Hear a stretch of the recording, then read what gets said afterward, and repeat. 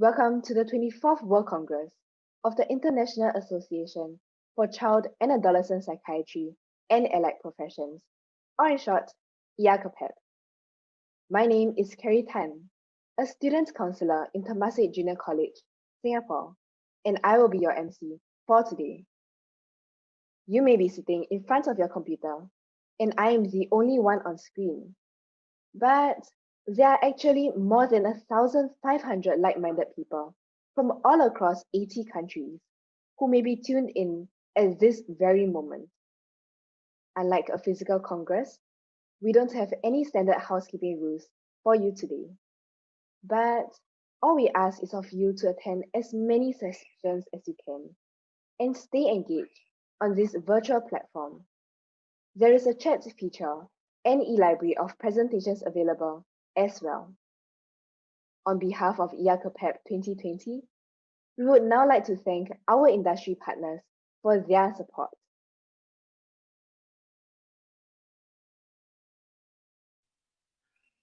I would now like to invite Associate Professor Ong Se Hao, Chair of the IACAPEP 2020 Organizing Committee, to welcome you. Prof. Ong, please. A good day to everyone. It's a bright morning at 8 o'clock in Singapore now. However, many of you from different parts of the world may be having your dinner while others are having your midnight supper. It does not matter where you are because what's important is that we are gathered here in this virtual space at this moment for an important global discussion on child and adolescent mental health. So, welcome to one and all to the 24th World Congress of the IACAPEP, the first virtual edition in the association's 83-year history. It is my honor and privilege to lead the local team in organizing this virtual congress, one that was meant to be a physical event in July. Instead, we had a webinar on the impact of COVID-19 on child mental health on the 20th of July. It attracted over 900 attendees from 103 countries. This year's Congress theme is starting from the beginning, laying the foundation for lifelong mental health. We want to lay a strong foundation, teach resilience building, innovate new therapies and treatment methods, prevent adverse childhood events, and help our children overcome mental health challenges as they grow up. All these are essential elements of good mental health. I would like to thank our 300 Congress speakers for their support, for not giving up on our plans to reorganize a virtual Congress. Making presentations online is a new ball game, at least for me. We all had to force ourselves out from our comfort zones to pick up new IT and presentation skills. In this area, I'm thankful to be able to learn from a younger generation who spends more time in the digital world, a perfect opportunity to bridge intergenerational gap, I suppose. Despite these challenges, I'm heartened to know that we as child and adolescent mental health professionals are still very much focused on our goal to improve and protect the mental health of children. We have more than 1,500 participants who will join us today and over the next 2 days. As you already know, we have planned for program to start at different times on a daily basis to cater to different time zones, allowing delegates to enjoy live presentations and discussions. For those who are unable to attend these live sessions, video recordings of these sessions will be made available on demand. Our schedules may seem erratic these few days, but I'm very much in the hope that we can make the effort to attend as many as possible. Keep yourself hydrated and take short breaks in between sessions. Plan your sessions early as there is limited capacity for each symposium, just like any physical event. We will be running quite a few parallel symposiums throughout the Congress, so make your choices early. Some of the key highlights include keynote speech by Professor Michael Meany on developmental processes in epigenetics, a large symposium by Professor Stanley Kutcher in collaboration with the Education Ministry, Professor Michael Hong's discussion on East versus West cultural differences in Asian countries, Professor Olianka Obibodem on child and adolescent mental health research projects from Sub-Saharan Africa, and of course, the IACAPEP President Dr. Fang will be closing the Congress with a Gerard Kaplan lecture on mental health policies. We'll also be giving out several awards, such as the IACAPEP Best Poster Awards Lifetime Contributions Awards, and Yakapet medals. These will be given throughout the whole Congress, so stay tuned. I thank you very much from the bottom of my heart, and I wish everyone an enriching and wonderful Congress. Thank you, Prof. Ong. I am now pleased to call upon the President of IACAPEP, Associate Professor Daniel Fang, to address you. Prof. Fang, please. Today, we celebrate the 50 years of child psychiatry in Singapore. This year also marks the 83rd year of the International Association for Child and Adolescent Psychiatry and Allied Professions, which we'll call IACAPAP for short. And what a year this has been. On a personal front, amidst the pandemic, I lost a parent. I gained a son and became a grandfather. Early this year, I visited Kathmandu, Nepal with my family. I also visited the Child and Adolescent Psychiatry Unit of Kanti Children's Hospital and was treated to a marvelous plan on how child psychiatry can become. The new unit, funded by a Norwegian philanthropic organization, would sit at the edge of the existing hospital on a hill overlooking the city of Kathmandu. It would feature the most up-to-date facilities for both outpatient and inpatient care. The lead psychiatrist, Dr. Arun Raj Kunwa, shared with me his vision, and that the critical factor is how the government supports this venture. Indeed, our vision of having children grow up healthy, both physically and emotionally, to achieve their potential to contribute to their society cannot be accomplished without broad support from all sectors of life. When I took on the challenge of the big shoes that preceding presidents of IACAPAP had stepped into, little did I realize the enormity of my task in trying to reach the globe. I traveled extensively in 2018 and 2019 to get in touch with child psychiatric facilities around the world. I had visited every continent except South and Central America. I had also planned to get in touch with everyone so that we could literally hold hands together, plan the good work that I had proposed in 2018, which was do good better, and do good together.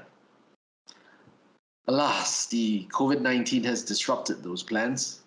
This conference was supposed to happen in July.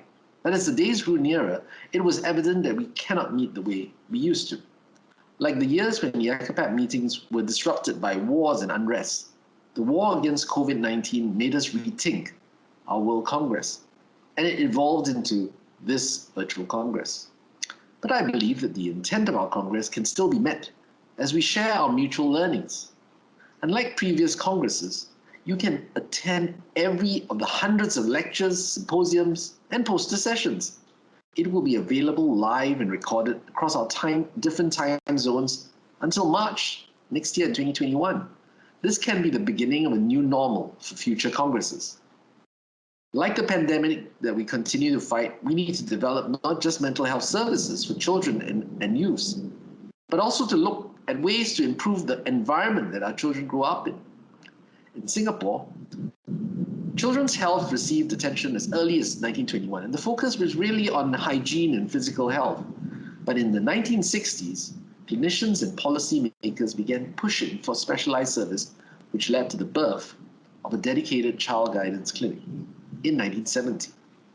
I started my career in 1994 at this clinic and have witnessed the transformation of child psychiatry from an institution-centric practice to a community-based, multidisciplinary enterprise. We have chronicled this journey into a graphic novel, which we titled The Stress Wars, which we are launching today as well to mark the 50 years of child psychiatry celebrations in Singapore.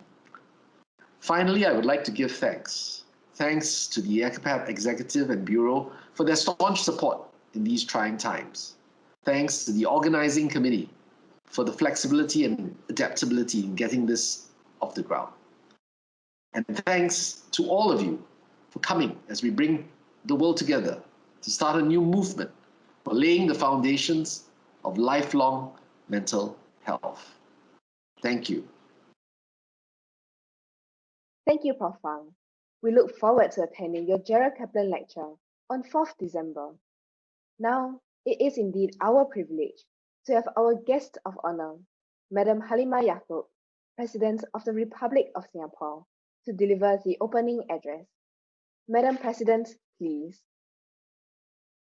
Associate Professor Daniel Fang, President of the International Association for Child and Adolescent Psychiatry and Allied Professions, Associate Professor Ong Se Hao, Chair of the Organizing Committee of the 24th World Congress of IACAPAP, distinguished guests, ladies and gentlemen. A warm welcome to everyone, especially for international guests joining us at the 24th World Congress of IACAPAP. I am glad that despite the COVID-19 pandemic, technology has enabled us to gather virtually today for the conference. The COVID-19 pandemic has significantly disrupted our social and economic activities. During this challenging period, many of us have to adjust the way we live and work, practicing safe distancing, wearing of masks, and telecommuting to reduce the risk of spreading the virus. The uncertainty of the outbreak has created a toll on the mental health of many, especially that of the vulnerable groups. Likewise, many children and youth have experienced disruptions in their academic routines and social activities. For example, provision of mental health services to children has been affected due to safe distancing restrictions. Children from lower income families may also lack a conducive environment for home-based learning. These issues, compounded by parental stress, have a greater impact on the mental health of our youth and children. The pandemic has underscored the importance of strengthening mental health resilience among the community. Like every country, Singapore aspires to build a robust mental health system to better support people with mental health conditions. Unfortunately, many with mental health conditions still do not seek treatment in a timely manner. According to the 2016 Singapore Mental Health Study, more than 3/4 of those living with mental health conditions did not seek treatment. The delay in treatment for obsessive compulsive disorder was 11 years, 4 years for bipolar disorder and alcohol abuse, and 2 years for anxiety disorder.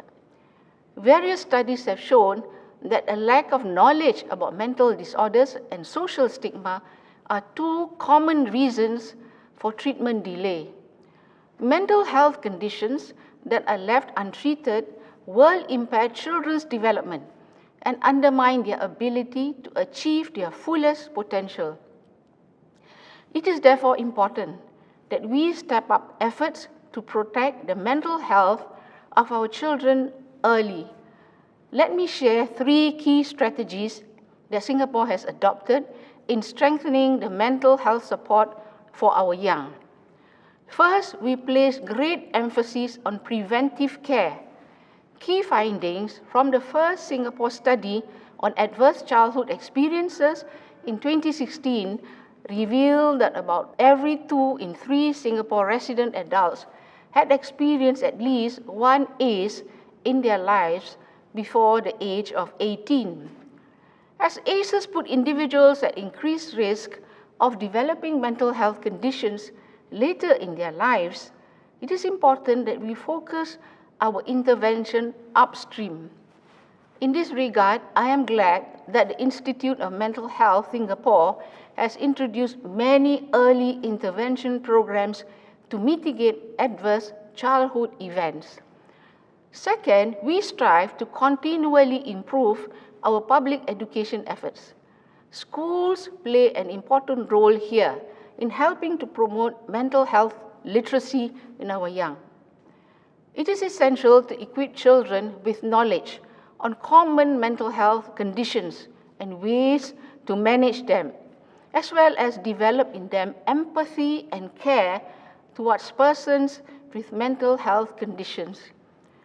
This is why mental health education will be embedded in a revised curriculum to be progressively implemented from next year and all Singapore schools will establish peer support structures by the following year to strengthen current peer support efforts. Teachers will also be equipped to teach students necessary skills in building mental health resilience. There were also several online initiatives to enhance youth access to mental health resources. Earlier in July this year, mindline.sg, a portal offering resources on mental health, was launched to help users assess their own emotional well-being. Last year, Touch Community Services rolled out a virtual reality immersive experience to better help youth understand anxiety disorder. Youth Alliance, a network of agencies, partnered Beyond the Label campaign to develop an e-escape room to help youth learn about various mental health conditions and the need to seek help early through its virtual role-play game. Third, we adopt a whole of society approach in building a mental health care safety net for those living with mental health conditions. Since 2007, we have established REACH teams, which stands for Response Early Intervention Assessment in Community Mental Health, to provide training to schools and social service agencies in identifying and managing at-risk children with severe emotional and behavioral problems. The Institute of Mental Health Community Health Assessment Team has also introduced an outreach program to provide free mental health checks, as well as training and youth partnerships to youth in the community. The Ministry of Health has worked with the Agency for Integrated Care, CHET, and community partner Care Corner to roll out the Integrated Youth Service for at-risk youth to receive coordinated mental health and social support services. Earlier this year, we also launched the Youth Mental Wellbeing Network for young Singaporeans to contribute their ideas and feedback to drive change in the area of youth mental health well-being. General practitioners and family doctors are trained to identify early signs of mental health conditions so that patients with stabilized mental health conditions can be cared for in the community. One particular growing concern related to youth mental health is youth suicide. The underlying causes of suicide are complex. We must tackle it by addressing the potential causes, especially when mental health conditions like anxiety and depression may intensify the problem. We have stepped up efforts through collaboration with several agencies and stakeholders, including hospitals, schools, and community partners, to support those at risk of suicide. Such efforts include a text-based service by the Samaritans of Singapore, as well as training professionals in schools and the community to recognize youth in distress and provide early intervention. I have just shared some of the issues we face in Singapore in addressing mental health and how we have approached them. I believe many of you will have similar experiences to share, and there is much to learn from one another. In closing, I would like to say that we are all not alone on this journey. No child should be left to face their mental health struggles alone. Let us stand together to protect the mental health of our children and adolescents. I wish everyone a fruitful conference. Thank you. Thank you, Madam President. The IACAPEP gives awards to outstanding individuals. We will be presenting the International Contribution Award today. This award is sponsored by the Korean Academy of Child and Adolescent Psychiatry and recognizes the accomplishments of a senior individual who has made outstanding contributions to child and adolescent mental health in the low and middle income countries. May I now invite Prof. Fang to present the award. And congratulations, Olienka, for bringing IACAPAP to the world. And we would like to present you with the IACAPAP International Contributor Award. Olienka Omegboden is the first Nigerian professor of psychiatry. She is Professor, College of Medicine, University of Ibadan, Nigeria, and the Honorary Consultant Child and Adolescent Psychiatrist at the University College Hospital in Ibadan. Recently, she became the first female provost of the College of Medicine, University of Ibadan. I've known Olienka since 2010, and from the first time I met her, she comes across as very engaging and interested. But beneath the smile is a very strong woman who is capable of leading IACAPAP and has done much in the work of global child and adolescent mental health. Now, Olienka received her early training really with that global perspective. Apart from local training, she was trained in Manchester, in Philadelphia, in Leeds, and in Leicester. She started a clinic service in her hometown to really tailor the needs of children and adolescents with mental health problems, which eventually became the Department of Child and Adolescent Psychiatry. And apart from internal services for children and adolescents with mental health needs, she also developed outreach services, including the Ibadan Remand Home, which is a custodial facility of a juvenile justice system in Nigeria, and established links with the SOS Children's Village in Owu Ijabu in Nigeria, as well as the Ibadan School for Children with Disabilities. She was the co-founder of the African Association for Child and Adolescent Mental Health, the AACAMH, and served as its chair of its steering committee since its inauguration in 2007. So internally in Nigeria, Olienka has done much, but it is her international work that we are now honoring her with the IACAPAP International Contributor Award, which is supported by the Korean Academy of Child and Adolescent Psychiatry. As president of IACAPAP in 2010 and 2014, she started a movement to really create a strategic drive, really a plan for us to move forward. And as a result of that, she has traveled the globe, sharing her experiences and really helped to position IACAPAP as the global curator of child and adolescent mental health knowledge and expertise. We appreciate Olienka for her work. Thanks. I have titled my acceptance speech, IACAPAP was a key I needed to open doors into cities, countries, and continents.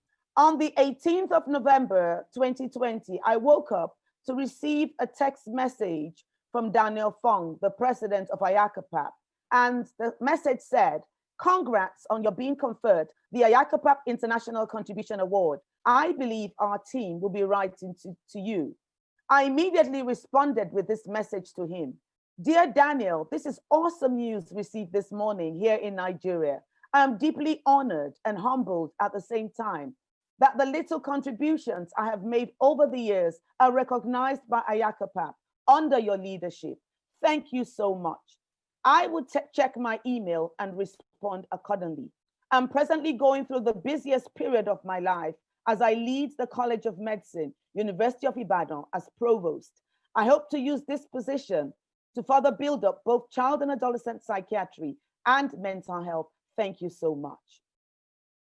Distinguished colleagues and partners in the world of child and adolescent psychiatry and mental health, I was recently elected provost of the College of Medicine, University of Ibadan. And in the run-up to this election, some of my opponents campaigned fiercely against me, telling members of the Academic Assembly not to cast their votes for me because I would soon turn the College of Medicine into a college of child and adolescent mental health.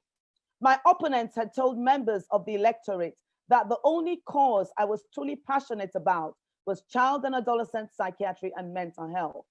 And they went on to say that all my energies, time, and resources over the years had been used to develop child and adolescent mental health training, research, and services.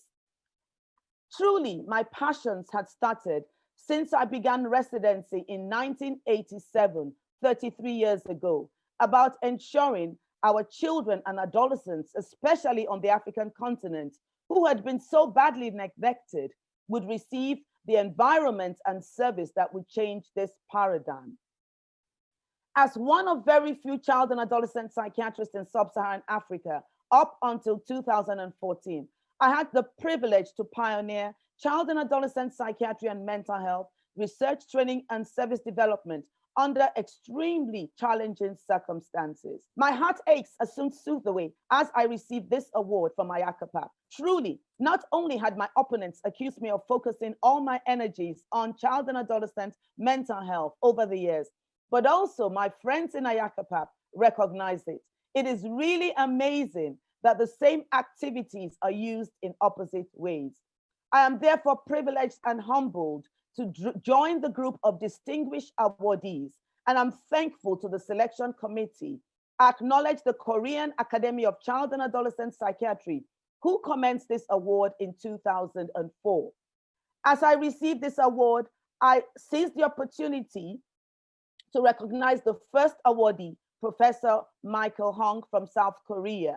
I also acknowledge Professor Brian Robertson from South Africa, who received the award in 2006 and was one of the people that reached out to me to enable me apply and get accepted so I could participate in the 16th International Congress of Child and Adolescent Psychiatry in Berlin in 2004.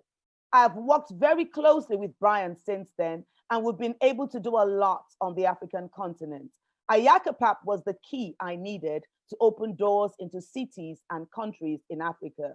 I also recognized Tom Michael Rotter, who won the award in 2008, and I participated with him on a program working on the classification of mental and behavioral disorders in children. I must acknowledge Myron Belfer, who won this award in 2010.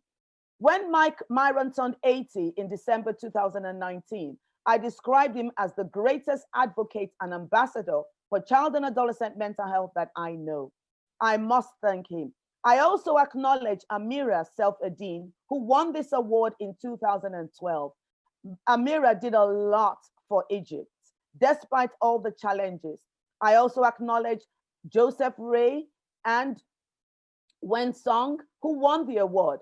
As we all know, Joe Ray has done a fantastic work with the IACAPAP ebook, now called the J.M. Ray IACAPAP e-textbook of child and adolescent mental health.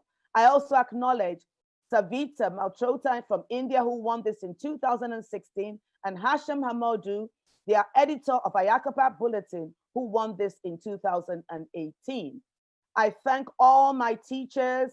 I thank all my mentees. I thank my parents. I thank my son. I thank my daughter and my son-in-law, who is right now at one of the leaders of child and adolescent mental health. I thank my husband, who has given me unwavering support through this 35 years we've been married. And finally, I thank my Heavenly Father, through the Lord, my Lord and Savior, Jesus Christ, for the gift of life, health, and strength to be able to receive this award in 2020. I thank you all for your attention.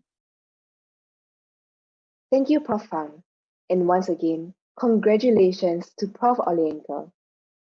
We have now come to the end of the opening ceremony of the 24th World Congress of the IACAPAP.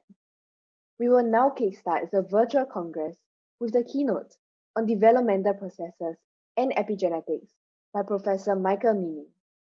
The 24th World Congress of IACAPAP has officially begun, and I will now take my leave. See you on day 3 for the closing ceremony. My name is Carrie, and I wish you a pleasant and fruitful learning journey. Thank you.